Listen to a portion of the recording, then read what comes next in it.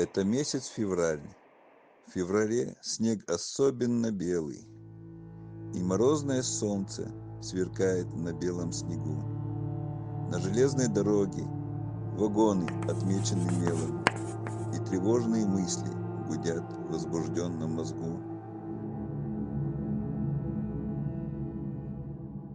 И зима как зима, как и все предыдущие зимы. Только небо зимой голубее, чем в прочие дни. Только люди в вагонах, жестокою волей гонимы. Как всегда, лишь на Бога сейчас уповают они.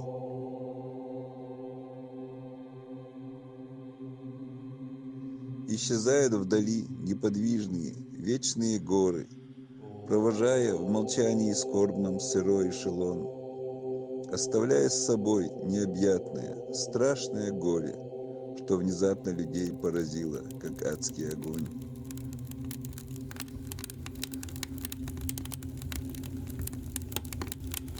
Словно пепел вулкана, вздымается дым над Хайбахом. Отстреляли герои Иблиса преступный приказ. Жертвы их, точно ангелы, будут навечно с Аллахом, только в страшном суде, подтверждая ужасный рассказ.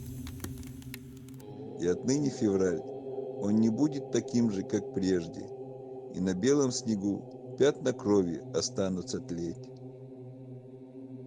И на синее небо не будет отныне надежды, будут только зимою шинели солдатские мреть.